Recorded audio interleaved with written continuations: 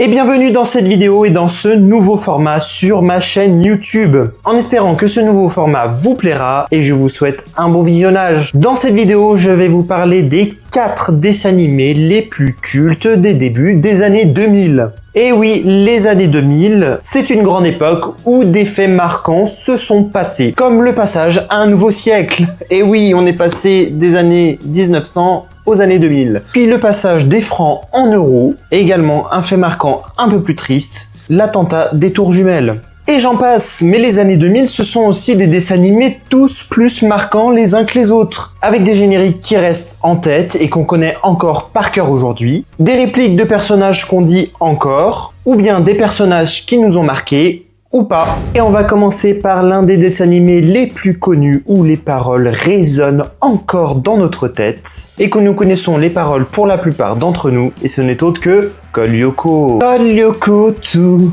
reprogrammé. Code Lyoko 1, monde sans danger. Allez, générique. On ira, on saura sauver notre existence, se donner une chance de tout effacer.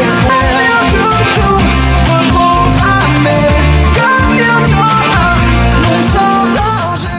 Et on connaît tous les personnages de Code Lyoko et on va commencer par Ulrich Stern, le beau gosse un peu badass dont toutes les filles étaient amoureuses. Et ensuite nous avons Yumi Ishiyama, la meuf mystérieuse mais badass aussi, dont tous les mecs étaient amoureux. On sait tous que Yumi et Ulrich avaient des sentiments l'un pour l'autre, avec une romance qui durera tout au long de la saison de Code Lyoko, sans jamais aboutir. Et nous avons ensuite Odd Della Robbia, le personnage un peu foufou et extravagant, et on va pas se mentir que on pensait tous que c'était une fille, alors que pas du tout. Enfin, on se posait la question. Et ensuite, nous avons notre intello du groupe qui n'est autre que Jérémy Belpois, le génie de l'informatique qui réussit à craquer tous les systèmes informatiques. Et entre autres, qui a découvert le monde de Lyoko et qui, au passage, a entraîné tous ses camarades dans cet univers-là, rempli de choses bizarres et de monstres. Et ensuite, le dernier personnage principal, ce n'est autre que Aelita Schaeffer, de son vrai nom. Bon, là, on rentre dans le compliqué, car oui, elle a eu plusieurs noms et prénoms. Alors, au début, quand Jérémy a découvert Lyoko, il a découvert Aelita, entre autres, et il lui donna le nom de Maya, car Aelita était amnésique et ne se souvenait plus de son vrai prénom. Donc c'est comme ça que Jérémy la prénomma dans un premier temps. Bon, un peu plus tard dans l'histoire, ils ont compris que son vrai prénom n'était autre que Aelita, et quand ils l'ont enfin sorti du monde de Lyoko, ils lui ont donné le nom complet de Aelita Stones. Ils l'ont présenté comme la cousine hollandaise d'Odd. Bon, jusque-là, tout va bien, mais attention, ça va se corser. Et oui, car plus tard, ils comprirent que le créateur de Lyoko n'était autre que le père d'Aelita du nom de Franz Hopper, qui était en réalité le nom de sa mère, nom d'emprunt qu'il avait pris pour embrouiller ses trackers. Donc le vrai nom de Franz Hopper est Franz Schaeffer. Je vous l'avais dit que ça allait être compliqué. Et vous aurez remarqué qu'ils ont tous un nom de famille. Et oui, c'est l'un des rares dessins animés avec des personnages qui ont un nom de famille. Bon, maintenant que je vous ai présenté les personnages et que je vous ai présenté un petit bout de l'histoire et vous avez sûrement pas bien compris, et c'est normal parce qu'il fallait que je passe par là pour vous décrire les personnages. Donc je vais vous expliquer un petit peu le déroulé de cette série iconique. Code Lyoko tout reprogrammé, Code Lyoko 1, monde sans danger.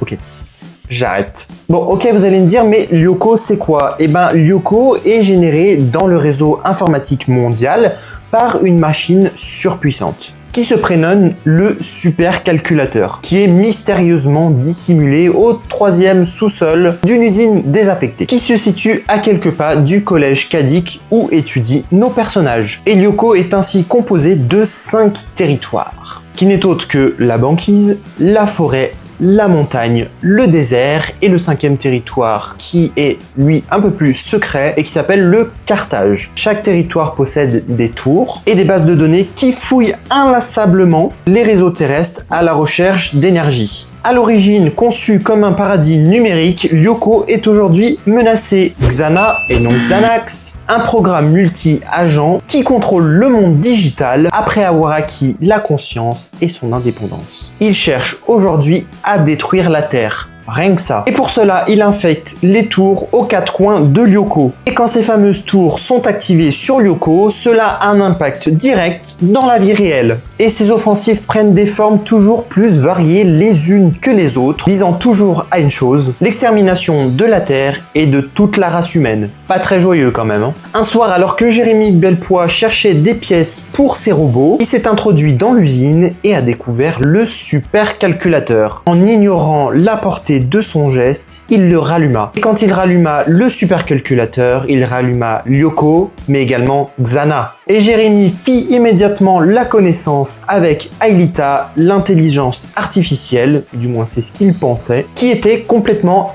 amnésique. Et les deux adolescents explorèrent le monde virtuel de Lyoko, de l'intérieur et depuis les panneaux de contrôle, jusqu'à se rendre compte qu'une puissance obscure leur voulait du mal et se débarrasser d'eux. Et pour lutter contre Xana, il n'a rien trouvé de mieux que le dire à la police. Ah bah non, pardon. Il n'a rien trouvé de mieux que de se confier à ses camarades de classe pour lutter contre Xana. Et ce ne sont autres que les personnages que j'ai cités un peu plus tôt, Yumi, Odd et Ulrich. Bon, Jérémy les virtualise tour à tour à l'aide de scanners qui convertit leur enveloppe corporelle en données informatiques. Et aussitôt expédiés sur Lyoko, ils en firent la découverte. Bon, en gros, les épisodes se déroulent de la manière suivante. Xana décide de lancer une attaque qui a un impact direct dans la vie réelle. Une tour s'allume dans l'un des 5 territoires de Lyoko. Il se passe des choses dans le monde réel. Ils vont ensuite tous dans le monde de Lyoko pour désactiver la tour, dont Aelita est la seule en mesure de désactiver ces fameuses tours, en mettant le code Lyoko. Elle est la seule à pouvoir rentrer dans les tours. Une fois la tour désactivée, Xana est contrée. Jérémy fait un retour dans le passé. Et tout le monde a oublié, sauf eux, étant donné qu'ils ont été virtualisés.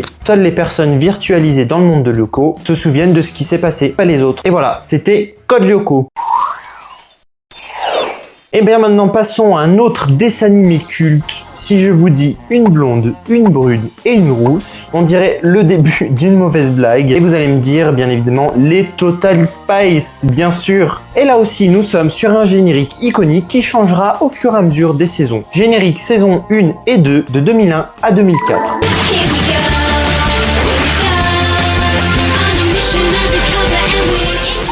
Générique saison 3 et 4, ici sans parole, de 2004 à 2007.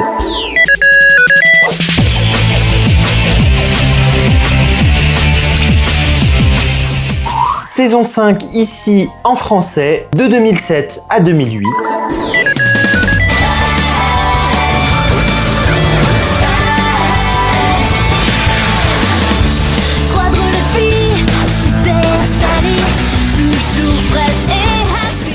Générique de la saison 6 de 2013, la moins bien selon moi.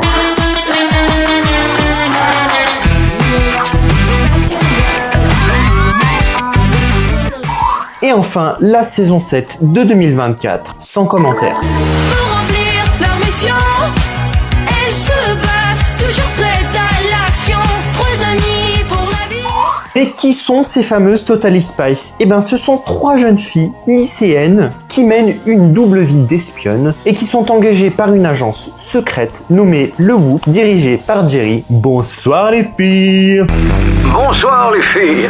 Et ces 3 jeunes filles se prénomment Sam, Clover et Alex. Bon, et les Totally Spice vont être amenés à faire des missions aux 4 coins de la planète, avec des gadgets tous plus cool les uns que les autres que Jerry leur fournira avant chaque mission. Et le seul gadget qu'elles garderont en permanence avec elles, ce n'est autre que le comme-poudrier, que nous connaissons tous. Ce fameux gadget dont la fonction principale est effectivement d'appeler, mais également de faire des analyses, de vérifier des empreintes digitales, puis de pouvoir changer de vêtements en un claquement de doigts. C'est vraiment cool quand même. Bon, ok, mais en quoi consiste leur mission? Eh bien, les missions des Totally Spice sont les suivantes et comprennent l'infiltration de bases secrètes, la neutralisation de criminels au plan souvent extravagant comme l'assèchement de la planète ou contrôler le monde avec la musique, la récupération d'objets volés et la protection de personnes importantes. Et quand elles ne sont pas en mission, que font les Totally Spice? Eh bien, elles font du shopping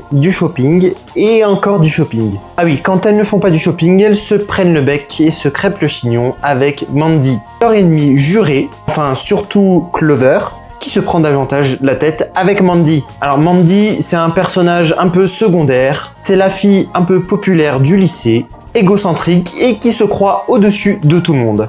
Bon, maintenant que vous savez ce que font les espionnes en dehors de leur mission et pendant leur mission, et quelles sont leurs missions, qui sont Sam, Clover et Alex. Mais avant tout, je vais vous apprendre quelque chose dont moi-même je ne savais pas juste avant, mais Sam, Clover et Alex ont toutes un nom de famille. Oui. Alors dis-moi en commentaire si tu savais qu'elles avaient un nom de famille. Bon, commençons par Sam. De son nom complet, Samantha Simpson. C'est un peu la meneuse du groupe, l'intelligente du groupe, la stratège aussi, celle qui est rousse aux yeux verts et qui est vêtue de sa combinaison verte. Et elle se caractérise par son génie et son charisme. Et on va pas se mentir, on voulait tous être Sam. Passons maintenant à Clover. De son nom complet, Clover Ewing. Bon, c'est vraiment le modèle typique de la californienne blonde aux yeux bleus et elle aime autant prendre soin d'elle que faire du shopping. Difficile pour la jante masculine de ne pas succomber à son charme qui porte à merveille la combinaison rouge. Et la troisième espionne, Alex, de son nom complet Alexandra Vasquez, la brune aux yeux marrons à la pommade. Elle est souvent maladroite avec un manque de confiance en elle, mais Alex fait preuve d'un naturel sans nom et excellente dans les épreuves sportives. Et c'est elle qui clôt le trio de choc avec sa combinaison jaune. Bon, il me semble important de parler de ce personnage important de la série, mentionné un tout petit peu plus tôt, et c'est notre autre que notre Jerry National. Et si c'est le président de l'organisation du WHOOP, une organisation protectrice des humains, c'est aussi le supérieur des Spice qui se charge de les emmener en mission. Et nous sommes d'accord qu'il prend un malin plaisir à convoquer les Spice toujours au mauvais moment, aspirés par un casier, un buisson ou bien des poubelles. Les Spice débarquent quotidiennement dans le sous-sol du QG et Jerry les attend assis sur son bureau avec son fameux « Bonsoir les filles ». Et je vous ai pas tout dit, mais j'avoue que les Spice ne font pas que du shopping et du crépage de chignons avec Mandy, mais elles passent aussi le plus clair de leur temps à draguer des garçons et tomber amoureuses. Et c'est Clover la plus forte à ce niveau-là. Et elle change de petite amie comme de chemise. Bon, et je vais même vous faire une confidence par rapport au Totally Spice, mais quand j'étais petit, exactement en CE1, j'avais l'agenda des Totally Spice. Oui.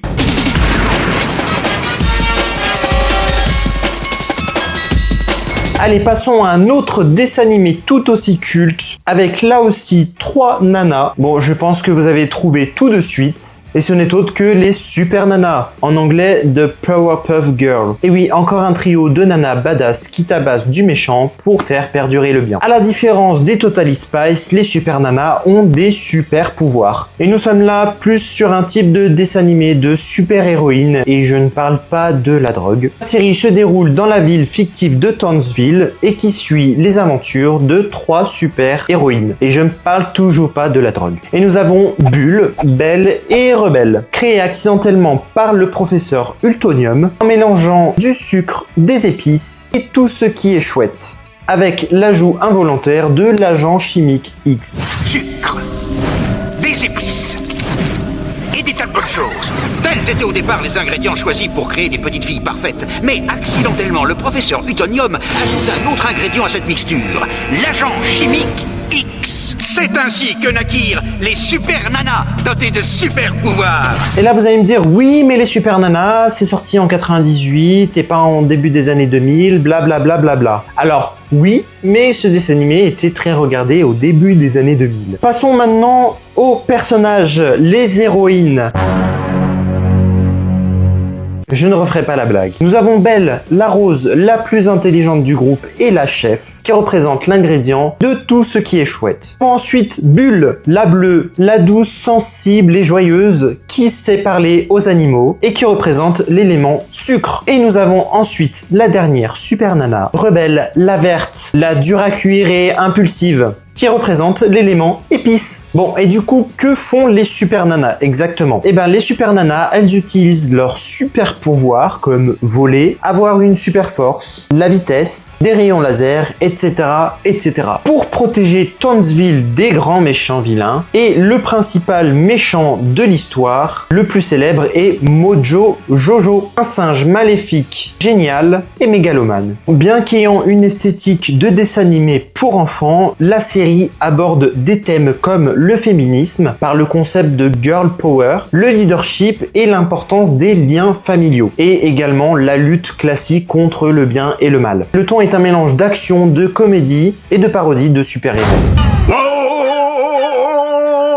Nous pouvons maintenant passer au 4e dessin animé qui est l'un des plus cultes des débuts des années 2000. Et si je vous dis le pognon ou bien encore l'imagination, bien évidemment il s'agit du super célèbre Bob l'éponge carré. Bob l'éponge carré qui n'a pas peur des gros méchants poissons. Générique. Qui vit dans un ananas dans la mer. Bob l'éponge carré, Qui compte bien y faire carrière. Bob l'éponge carré, Qui n'a pas peur des gros méchants poissons. Bob l'éponge carré.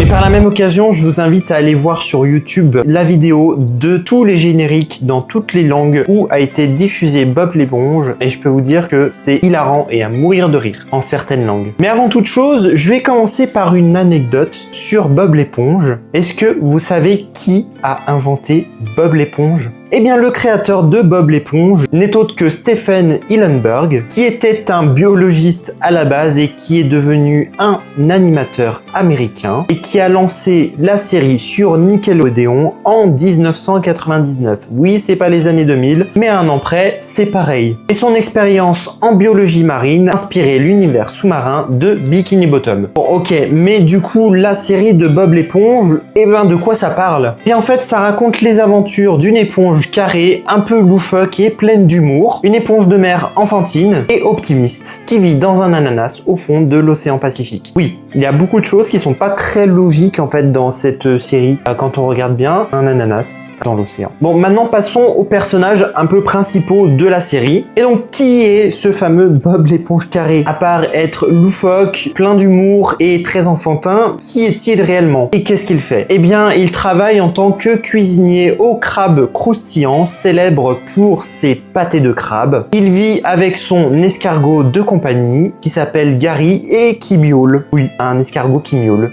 Je vous disais donc, il y a quand même beaucoup de choses qui sont pas très logiques dans ce dessin animé, mais c'est vraiment ce qui rend le dessin animé et la série vraiment très drôle et loufoque, comme mentionné juste un petit peu avant. Et Bob l'éponge également, eh bien, il essaye en vain de passer son permis de conduire, mais à chaque fois, c'est l'accident à coup sûr. Et c'est cette fameuse Madame Puff, un poisson globe, qui lui fait passer systématiquement son permis de conduire. Puis car Madame Puff, quand elle monte dans un bateau avec Bob l'éponge, et oui, c'est des bateaux, logique, on est dans l'océan, ce ne sont pas des voitures. Eh bien, Madame Puff est en angoisse tout autant que Bob l'éponge. Quand l'accident surgit, Madame Puff gonfle jusqu'à devenir une grosse balle. Et attention à ne pas faire de trous dans la balle. Allez, passons à autre chose. Mais du coup, qui sont les amis et les collègues de Bob l'éponge et les voisins également de Bob l'éponge? Eh bien, il y a son meilleur ami, Patrick l'étoile de mer, une étoile de mer paresseuse et bête qui vit sous un rocher, dont tout son mobilier, même la télé, est en sable. Il y a également son voisin et son collègue Carlos Tentacule, un calamar grincheux qui déteste son travail et rêve de jouer de la clarinette.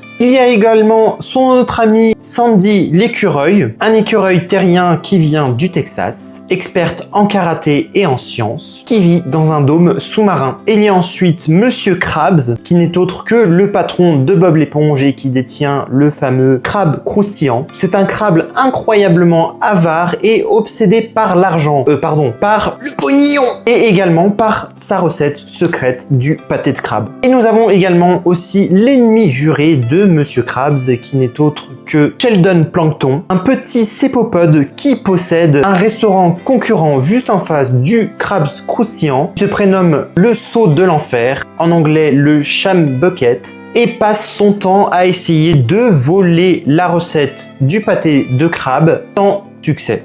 Et voilà, c'était les 4 dessins animés les plus cultes des débuts des années 2000. En espérant que cette vidéo t'a plu, et dis-moi en commentaire quel est pour toi le dessin animé le plus culte. Et abonne-toi pour ne pas louper mes prochaines vidéos. Et bien sûr, mets un petit pouce bleu. Et je te dis à la prochaine. Bisous bisous.